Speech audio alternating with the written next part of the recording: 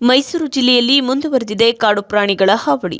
ಮೈಸೂರು ಜಿಲ್ಲೆ ತಿ ನರಸೀಪುರ ತಾಲೂಕಿನ ಎಡತೊರೆ ಗ್ರಾಮದ ಕಬ್ಬಿನ ಗದ್ದೆ ಬಳಿ ಚಿರತೆ ಪ್ರತ್ಯಕ್ಷವಾಗಿದ್ದು, ಚಿರತೆ ನಡೆದುಕೊಂಡು ಹೋಗುತ್ತಿರುವ ದೃಶ್ಯವನ್ನು ಸೆರೆ ಹಿಡಿದಿದ್ದಾರೆ ಸ್ಥಳೀಯರು. ಚಿರತೆಯನ್ನ ಸೆರೆ ಹಿಡಿಯುವಂತೆ ಅರಣ್ಯ ಇಲಾಖೆಗೆ ಗ್ರಾಮಸ್ಥರು ಆಗ್ರಹವನ್ನು ವ್ಯಕ್ತಪಡಿಸಿದ್ದು, ಸ್ಥಳಕ್ಕೆ ಅರಣ್ಯ ಇಲಾಖೆ ಸಿಬ್ಬಂದಿಗಳು ಭೇಟಿ ನೀಡಿ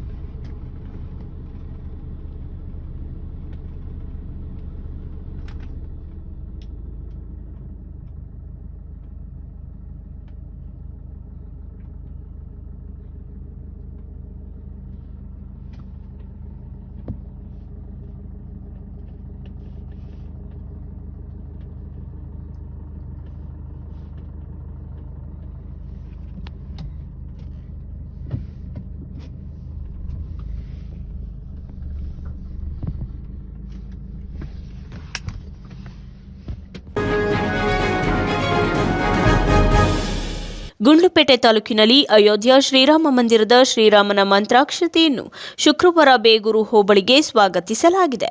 ಬೇಗೂರಿನ ಬಂಡಿಗೆರೆ ಮಹದೇಶ್ವರ ಸ್ವಾಮಿ ಸನ್ನಿಧಾನದಲ್ಲಿ ಪವಿತ್ರ ಮಂತ್ರಾಕ್ಷತೆಯನ್ನು ಪೂಜೆ ಮಾಡಿ ಅಲ್ಲಿಂದ ಶ್ರೀ ಆಂಜನೇಯ ದೇವಾಲಯದ ಮೂಲಕ ಬೇಗೂರಿನ ರಾಮ ಮಂದಿರಕ್ಕೆ ಮೆರವಣಿಗೆ ಮುಖಾಂತರ ಕೊಂಡೊಯ್ಯಲಾಗಿದೆ. ಈ ಸಂದರ್ಭದಲ್ಲಿ ಶ್ರೀರಾಮನ ಭಕ್ತರು, ಸಾರ್ವಜನಿಕರು ಭಾಗಿಯಾಗಿದ್ದಾರೆ.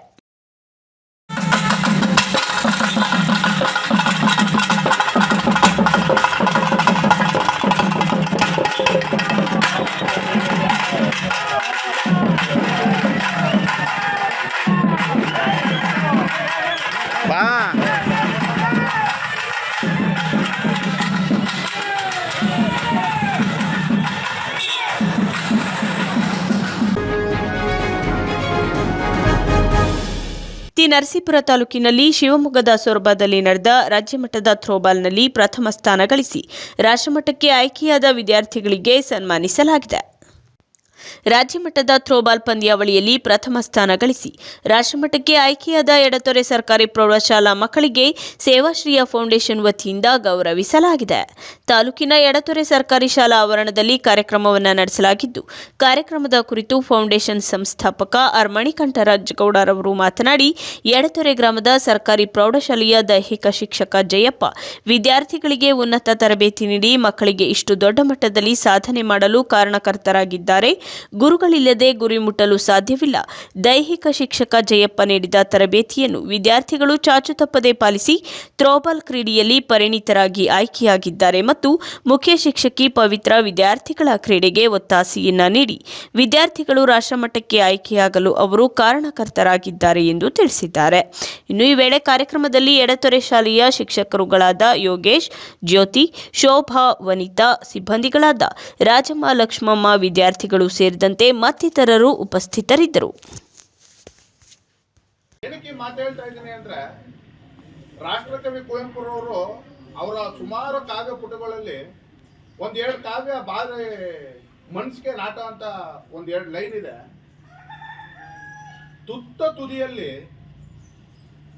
ತುದಿಯಲ್ಲಿ ಮೌನವೇಕೆ, ಇಷ್ಟು ದೊಡ್ಡ ಸಡಗರವೇಕೆ ಅಂತ. ಮತ್ತೆ ರೂಪವಿಲ್ಲದ ಆತ್ಮಕ್ಕೆ ಜಗದ ದೊಡ್ಡ ಕನ್ನಡಿ ಏಕೆ. ಇದಕ್ಕೆ ಏನಪ್ಪ ಇದ್ರ ಅರ್ಥ ಅಂತ ಅಂದ್ರೆ, ಸ್ನೇಹಿತರೆ, ನಾವು ಎಷ್ಟೇ ದೊಡ್ಡವರಾದ್ರೂ ಕೂಡ ಸಾಹಸ ಸಿಂಹ ವಿಷ್ಣುವರ್ಧನ್ ರವರ 14ನೇ ವರ್ಷದ ಪುಣ್ಯಸ್ಮರಣೆ ಅಂಗವಾಗಿ ಉದ್ಬೂರು ಗೇಟ್ ಬಳಿ ಇರುವ ವಿಷ್ಣುವರ್ಧನ್ ಸ್ಮಾರಕದಲ್ಲಿ ಜೀವಧಾರ ರಕ್ತನಿಧಿ ಕೇಂದ್ರದ ಸಹಯೋಗದೊಂದಿಗೆ ಸ್ವಯಂ ಪ್ರೇರಿತ ರಕ್ತದಾನ ಶಿಬಿರವನ್ನು ಆಯೋಜಿಸಲಾಗಿದ್ದು 50ಕ್ಕೂ ಹೆಚ್ಚು ಅಭಿಮಾನಿಗಳು ಸ್ವಯಂ ಪ್ರೇರಿತ ರಕ್ತದಾನವನ್ನ ಮಾಡಿದ್ದಾರೆ. ರಕ್ತದಾನ ಶಿಬಿರವನ್ನು ವಿಷ್ಣುವರ್ಧನ್ ಅಳಿಯರಾದ ಅನಿರುದ್ಧ್ ರವರು ಉದ್ಘಾಟಿಸಿ ಮಾತನಾಡಿದ್ದಾರೆ. ವಿಷ್ಣುವರ್ಧನ್ ರವರ ಅಳಿಯ ಚಿತ್ರನಟ ಅನಿರುದ್ಧ್ ರವರು ಮಾತನಾಡಿ, ಸಾಹಸ ಸಿಂಹ ವಿಷ್ಣುವರ್ಧನ್ ರವರ ಅಭಿಮಾನಿಗಳು ವಿಶ್ವದೆಲ್ಲೆಡೆ ಇದ್ದಾರೆ. ಇಂದು 14ನೇ ವರ್ಷದ ಪುಣ್ಯಸ್ಮರಣೆ. ಅಭಿಮಾನಿಗಳು ವಿವಿಧೆಡೆ ರಸಮಂಜರಿ ಕಾರ್ಯಕ್ರಮವನ್ನು ಮತ್ತು ಅನ್ನಸಂತರ್ಪಣೆ, ಆರೋಗ್ಯ ತಪಾಸಣೆ ಶಿಬಿರ, ಸಮಾಜಮುಖಿ ಕಾರ್ಯಕ್ರಮಗಳನ್ನು ಆಯೋಜಿಸಿದ್ದಾರೆ. ವಿಷ್ಣು ಸ್ಮಾರಕದಲ್ಲಿ ಪ್ರತಿವಾರ ಲಯನ್ಸ್ ಜೀವಧಾರ ರಕ್ತನಿಧಿ ಕೇಂದ್ರದವರು ರಕ್ತದಾನ ಶಿಬಿರ ಮತ್ತು ರಸಮಂಜರಿ ಕಾರ್ಯಕ್ರಮವನ್ನು ಆಯೋಜಿಸುತ್ತಾ ಬಂದಿದ್ದು ಶ್ಲಾಘನೀಯವಾದ ಕೆಲಸವಾಗಿದ್ದು, ಗ್ರಾಮೀಣ ಮತ್ತು ನಗರ ಪ್ರದೇಶ ಬಡಾವಣೆಗಳಲ್ಲಿ ವಿಷ್ಣು ಅಪ್ಪಾಜಿಯವರ ಭಾವಚಿತ್ರವಾಗಿ ಸಮಾಜಮುಖಿ ಕೆಲಸ ಮಾಡುತ್ತಿದ್ದಾರೆ ಎಂದು ತಿಳಿಸಿದ್ದಾರೆ. ಇನ್ನು ಈ ವೇಳೆ ಕಾರ್ಯಕ್ರಮದಲ್ಲಿ ಜೀವಧಾರ ರಕ್ತನಿಧಿ ಕೇಂದ್ರದ ನಿರ್ದೇಶಕ ಗಿರೀಶ್, ಕೆಪಿಸಿಸಿ ಸದಸ್ಯರಾದ Nazarbad Nataraj, Rotary club south East ಕಾರ್ಯದರ್ಶಿ ಎನ್ಟಿ ಗಿರೀಶ್, ಅಜಯ್ ಶಾಸ್ತ್ರಿ, ಬೈರತಿ ಲಿಂಗರಾಜು ಸೇರಿದಂತೆ ಮತ್ತಿತರರು ಭಾಗಿಯಾಗಿದ್ದಾರೆ. ನಮಸ್ಕಾರ ಎಲ್ರಿಗೂ. ಇವತ್ತು ತಮ್ಮೆಲ್ಲರಿಗೂ ಗೊತ್ತಿರೋ ಹಾಗೆ ಅಪ್ಪ ಅವರ ಸಾಹಸ ಸಿಂಹ ಡಾಕ್ಟರ್ ವಿಷ್ಣುವರ್ಧನ್ ಅವರ 14ನೇ ವರ್ಷದ ಪುಣ್ಯಸ್ಮರಣೆ. ಈ ಒಂದು ಸಂದರ್ಭದಲ್ಲಿ ಇವತ್ತು ಸಾಕಷ್ಟು ಅಭಿಮಾನಿಗಳು ಸೇರಿಕೊಂಡಿದ್ದಾರೆ. ಅವ್ರದ್ದೇ ಆದ ರೀತಿಯಲ್ಲಿ ಅಪ್ಪ ಅವರಿಗೆ ತಮ್ಮ ನಮನಗಳನ್ನು, ಶ್ರದ್ಧಾಂಜಲಿಯನ್ನು ಸಲ್ಲಿಸ್ತಾ ಇದ್ದಾರೆ. ರೋಟರಿಯವರು ಬಂದಿದ್ದಾರೆ. ಅವರು ಉಚಿತ ಆರೋಗ್ಯ ತಪಾಸಣಾ ಚಿಕಿತ್ಸಾ ಶಿಬಿರಗಳನ್ನು ನಡೆಸ್ತಾ ಇದ್ದಾರೆ. ಇವರಂತೂ ಪ್ರತಿ ಭಾನುವಾರ ಜನವರಿ ತಿಂಗಳಿಂದ ಇದು ಲೋಕಾರ್ಪಣೆ ಆಯಿತು. ಜನವರಿ ತಿಂಗಳಲ್ಲಿ ಅನಿಲ್ ಥಾಮಸ್ ರವರನ್ನು ರಾಜ್ಯ ಅಲ್ಪಸಂಖ್ಯಾತರ ಮೋರ್ಚಾದ ಅಧ್ಯಕ್ಷರನ್ನಾಗಿ ಮಾಡಿರುವ ಕರ್ನಾಟಕ ರಾಜ್ಯದ ಬಿಜೆಪಿ ರಾಜ್ಯಾಧ್ಯಕ್ಷರವರಿಗೆ ಧನ್ಯವಾದವನ್ನು ಅರ್ಪಿಸಿದ್ದಾರೆ ಮೈಸೂರು ಕೊಡಗು ಲೋಕಸಭಾ ಸದಸ್ಯ ಪ್ರತಾಪ್ ಸಿಂಹರವರು. ಅನಿಲ್ ಥಾಮಸ್ ರವರ ನಿವಾಸಕ್ಕೆ ತೆರಳಿ ಹೂಗುಚ್ಛವನ್ನು ನೀಡಿ ಅಭಿನಂದನೆಯನ್ನ ಸಲ್ಲಿಸಿದ್ದಾರೆ. ಈ ಸಂದರ್ಭದಲ್ಲಿ ಅನಿಲ್ ಥಾಮಸ್ ರವರು ಸಹ ಪ್ರತಾಪ್ ಸಿಂಹರವರಿಗೆ ಸನ್ಮಾನಿಸಿದ್ದಾರೆ. ನಮ್ಮ ಮೈಸೂರಿನ ಖ್ಯಾತ ವೈದ್ಯರು ಹಾಗೂ ನಮ್ಮ ಪಕ್ಷದ ಧುರೀಣರು ಆಗಿರುವಂತಹ ಡಾಕ್ಟರ್ ಅನಿಲ್ ಥಾಮಸ್ ಅವರನ್ನು ರಾಜ್ಯ ಅಲ್ಪಸಂಖ್ಯಾತ ಮೋರ್ಚಾದ ಅಧ್ಯಕ್ಷರಾಗಿ ನಮ್ಮ ಸನ್ಮಾನ್ಯ ರಾಜ್ಯಾಧ್ಯಕ್ಷರಾಗಿರುವಂತಹ BY ವಿಜೇಂದ್ರ ಸರ್ ಅವರು ನೇಮಕವನ್ನು ಮಾಡಿದ್ದಾರೆ. ನಾನು ಅನಿಲ್ ಥಾಮಸ್ ಅವರನ್ನ ಭೇಟಿಯಾಗಿ ಅವರಿಗೆ ಶುಭ ಕೋರಿದ್ದೇನೆ. ಅವರು ಒಬ್ಬ ವೈದ್ಯನು, ಒಬ್ಬ ವಿದ್ಯಾವಂತ. ಖಂಡಿತ ಏನು ಅಲ್ಪಸಂಖ್ಯಾತ ಜನಾಂಗಕ್ಕೆ ಸೇರಿದವರಲ್ಲಿ ಇರುವಂತಹ ಒಂದಷ್ಟು ಅಪನಂಬಿಕೆಗಳನ್ನು ಅಥವಾ ಅಭಿಪ್ರಾಯ ಭೇದಗಳನ್ನು ಹೋಗಲಾಡಿಸಿ ಅವರನ್ನು ರಾಷ್ಟ್ರ ಕಟ್ಟುವಂಥ ಕೆಲಸದಲ್ಲಿ BJP ಏನು ತೊಡಕೊಂಡಿದೆ, ಈ BJPಯ ಒಂದು ಪಕ್ಷಕ್ಕೆ ತರುವಂತಹ ಶಕ್ತಿ ಅವರಲ್ಲಿ ಇದೆ ಅಂತ ನನಗೆ ಖಚಿತವಾದಂಥ ವಿಶ್ವಾಸ ಇದೆ. ಅವರಿಗೆ ದೇವರು ಒಳ್ಳೇದು ಮಾಡಲಿ, ಅವರಿಗೆ ಇನ್ನೂ ಹೆಚ್ಚಿನ ಶಕ್ತಿಯನ್ನು ಕೊಡಲಿ. ಅವರು ಪಕ್ಷವನ್ನು ಸಂಘಟನೆಯನ್ನು ಮಾಡಿ ಪಕ್ಷನೂ ಕೂಡ ಇವತ್ತು ಅವರಿಗೆ ಸಂಘಟನೆಯಲ್ಲಿ ಜವಾಬ್ದಾರಿ ಕೊಟ್ಟಿದೆ. ಮುಂದೆ ಅವರಿಗೆ ಒಂದು ಶಾಸನವನ್ನು ರೂಪಿಸುವಂತಹ ಸದನದಲ್ಲೂ ಕೂಡ ಅವರಿಗೊಂದು ಅವಕಾಶ ಲಭ್ಯ ಆಗಬೇಕು. ಅದಕ್ಕೆ ಪೂರಕವಾಗಿ ಅವರಿಗೆ ಕೆಲಸ ಮಾಡುವಂಥ ಎಲ್ಲ ಚೈತನ್ಯವನ್ನು ದೇವರು ದಯಪಾಲಿಸಲಿ ಅಂತ ನಾನು ಕೇಳ್ಕೊಳ್ತೀನಿ. ಕೌಟಿಲ್ಯ ರಘುರವರನ್ನು ಹಿಂದುಳಿದ ವರ್ಗಗಳ ಮೋರ್ಚಾದ ಅಧ್ಯಕ್ಷರನ್ನಾಗಿ ಮಾಡಿರುವ ಕರ್ನಾಟಕ ರಾಜ್ಯದ ಬಿಜೆಪಿ ರಾಜ್ಯಾಧ್ಯಕ್ಷರವರಿಗೆ ಧನ್ಯವಾದವನ್ನು ಅರ್ಪಿಸಿದ್ದಾರೆ ಮೈಸೂರು ಕೊಡಗು ಲೋಕಸಭಾ ಸದಸ್ಯ ಪ್ರತಾಪ್ ಸಿಂಹರವರು. ಕೌಟಿಲ್ಯ ರಘುರವರ ನಿವಾಸಕ್ಕೆ ತೆರಳಿ ಹೂಗುಚ್ಛ ನೀಡಿ ಅಭಿನಂದನೆಯನ್ನ ಸಲ್ಲಿಸಿದ್ದಾರೆ. ಈ ಸಂದರ್ಭದಲ್ಲಿ ಕೌಟಿಲ್ಯ ರಘುರವರು ಸಹ ಪ್ರತಾಪ್ ಸಿಂಹರವರಿಗೆ ಸನ್ಮಾನಿಸಿದ್ದಾರೆ.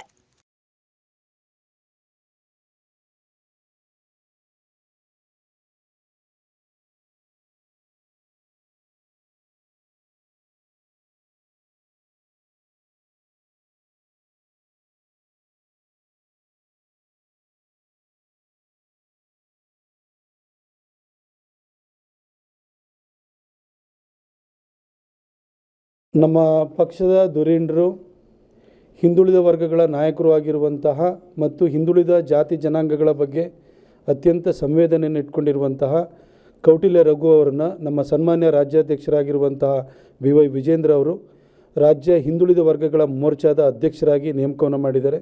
ಹಾಗಾಗಿ ಅವರಿಗೆ ನಾನು ಶುಭ ಕೋರಲಿಕ್ಕೆ ಅವ್ರ ಮನೆಗೆ ಬಂದಿದ್ದೆ. ನನ್ನ ಜೊತೆ ನಮ್ಮ ಅಲ್ಪಸಂಖ್ಯಾತ ಆಯೋಗದ ಅಧ್ಯಕ್ಷರಾಗಿರುವಂಥ ಅನಿಲ್ ಥಾಮಸ್ ಅವರು, ನಮ್ಮ ಪಕ್ಷದ ಎಲ್ಲ ಮುಖಂಡರುಗಳು ಇಲ್ಲಿ ಜೊತೆಗಿದ್ದಾರೆ.